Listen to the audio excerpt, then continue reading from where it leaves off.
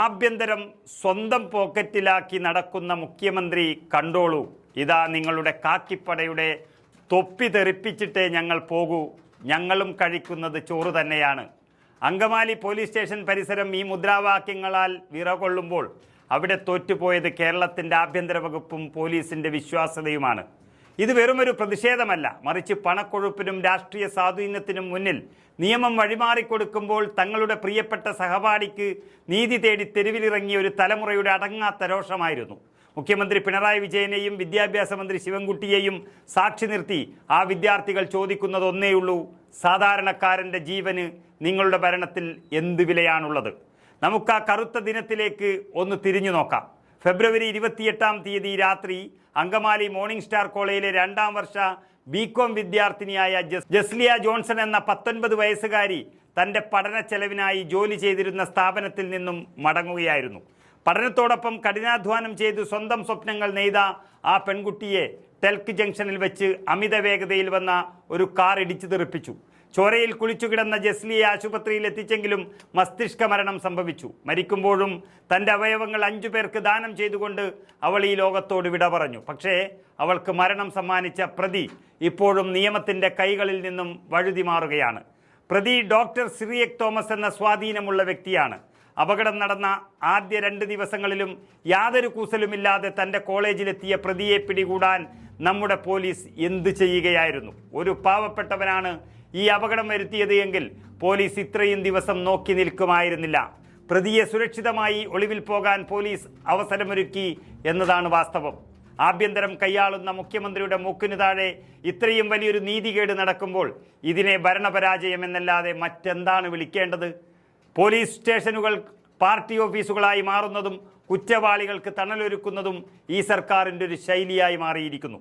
വിദ്യാഭ്യാസ മന്ത്രി ശിവൻകുട്ടിയോട് അങ്കമാലിയിലെ വിദ്യാർത്ഥികൾക്ക് ചോദിക്കാനുള്ളത് ഇതാണ്: സ്വന്തം വിദ്യാർത്ഥികൾ തെരുവോരത്ത് പൊലിയുമ്പോൾ, പ്രതികൾ ഭരണകൂടത്തിൻ്റെ തണലിൽ ഒളിച്ചിരിക്കുമ്പോൾ നിങ്ങൾ എന്തിനാണ് കണ്ണടച്ച് പിടിക്കുന്നത്? ജസ്ലിയയുടെ കുടുംബത്തിൻ്റെ കണ്ണീർ കാണാത്ത ഏത് വികസനത്തെക്കുറിച്ചാണ് ഇവിടെ പ്രസംഗിക്കുന്നത്? ഞങ്ങളും കഴിക്കുന്നത് ചോറ് തന്നെയാണ് എന്ന വിദ്യാർത്ഥികൾ കുറക്കെ വിളിച്ചു പറയേണ്ടി വരുന്നത് ഈ സർക്കാരിന് അപമാനമാണ്. പണമുള്ളവനും ഉന്നത ബന്ധമുള്ളവനും ഏത് കുറ്റകൃത്യം ചെയ്താലും രക്ഷപ്പെടാമെന്നൊരവസ്ഥ കേരളത്തിൽ വന്നിരിക്കുന്നു. പ്രതിഷേധം അണപൊട്ടി ഒഴുകിയപ്പോൾ മാത്രമാണ് ഇപ്പോൾ പോലീസ് ഒരു ലുക്കൌട്ട് നോട്ടീസ് ഇറക്കാൻ തയ്യാറായത്. വിദേശത്തേക്ക് കടക്കാൻ നടപടി സ്വീകരിച്ചു എന്ന് പറയുമ്പോഴും 6 ദിവസത്തെ കാലതാമസം എന്തിനായിരുന്നു എന്ന ചോദ്യം അവിടെ ബാക്കിയാണ്. നീതി വൈകുന്നത് നീതി നിഷേധിക്കുന്നതിന് തുല്യമാണ്. ഈ കേസ് അട്ടിമറിക്കാൻ മുകളിൽ നിന്ന് സമ്മർദ്ദമുണ്ടോ എന്ന് സംശയിക്കേണ്ടിയിരിക്കുന്നു. ജസ്ലിയയുടെ നീതിക്കായി തെരുവിലിറങ്ങിയ ആ കൗമാരക്കാരുടെ കണ്ണിലെ കനൽ ഈ സർക്കാരിനെ പ്രതിക്കൂട്ടിൽ നിർത്തുന്നതാണ്. അത് സർക്കാരിനെ ചുട്ട് ചാമ്പലാക്കുക തന്നെ ചെയ്യും. ലുക്കൌട്ട് നോട്ടീസുകൾ വെറും പ്രഹസനമാകാതെ പ്രതിയെ ഉടൻ പിടികൂടി മാതൃകാപരമായ ശിക്ഷ ഉറപ്പാക്കണം. പണത്തിനും സ്വാധീനത്തിനും മുന്നിൽ മുട്ടുമടക്കുന്ന ഈ പോലീസ് സംവിധാനവും അത് നോക്കി നിൽക്കുന്ന ഭരണകൂടവും കേരളത്തിന് തീരാ കളങ്കമായി മാറിയിരിക്കുന്നു. ജസ്ലിയ ഇനി തിരിച്ചു വരില്ല. പക്ഷേ അവൾക്ക് ലഭിക്കേണ്ട നീതി അത് ഈ സമൂഹത്തിൻ്റെ കടമയാണ്. അധികാരികൾ ഇനിയെങ്കിലും മൗനം വെടിഞ്ഞ് കണ്ണു തുറക്കുക. നീതി നടപ്പിലാക്കാൻ ആർജവം കാണിച്ചില്ല എങ്കിൽ ആ വിദ്യാർത്ഥികൾ പറഞ്ഞതുപോലെ ആ കാക്കിപ്പടയുടെ തൊപ്പികൾ തെറിക്കുക തന്നെ ചെയ്യും. ഇത് കേരളത്തിലെ യുവത്വത്തിൻ്റെ താക്കീതാണ്.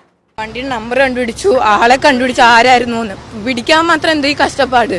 അതേ ഞങ്ങൾ ചോദിക്കുന്നുള്ളൂ. 5 ദിവസമായി ശരി, 1-2 ദിവസം, ഇത് 5ാമത്തെ ദിവസമാണ്. എന്നിട്ടും ആളെ കണ്ടുപിടിക്കാൻ പറ്റില്ല എന്ന് പറഞ്ഞാൽ ഇത് വളരെ നല്ല കഷ്ടപ്പെട്ട സാധനമാണ്. ഒന്നും വേണ്ട, ഇപ്പോഴത്തെ മീഡിയ, ഇപ്പോഴത്തെ നമുക്കുള്ള അവൈലബിലിറ്റീസും കാരണം നമുക്കൊന്നും ചെയ്യാൻ പറ്റുന്നില്ലെന്ന് പറഞ്ഞാൽ ഇത് നമ്മളെന്താ പൊട്ടന്മാരാണോന്ന് ഞങ്ങൾ ചോദിക്കാറുള്ളത്. നമ്മൾ ഇത്രയും ഫോൺ ട്രാക്ക് ചെയ്യാൻ പറ്റുന്നില്ല, സിം ട്രാക്ക് ചെയ്യാൻ പറ്റുന്നില്ല, ഒന്നും ട്രാക്ക് ചെയ്യാൻ പറ്റുന്നില്ല എന്ന് ഇവർ പറഞ്ഞാൽ നമ്മൾ വിശ്വസിക്കണം? നമ്മളും കഴിക്കുന്ന ഒരേ സാധനം തന്നെ. അവർ ഡോക്ടേഴ്സ് ആയതുകൊണ്ടാണോ? അവർ വലിയ വീട്ടിലെ ആൾക്കാരായതുകൊണ്ടാണോ? ഇത് ഞങ്ങൾക്ക് നീതി തന്നെ വേണം. ഞങ്ങൾ എന്തായാലും കണ്ടുപിടിച്ചിട്ടേ ഇവിടുന്ന് പോകുന്നുള്ളൂ. ഒന്നില്ലെങ്കിൽ അവളെ അടക്കിയിട്ട് ഞങ്ങൾ ഇവിടെ തന്നെ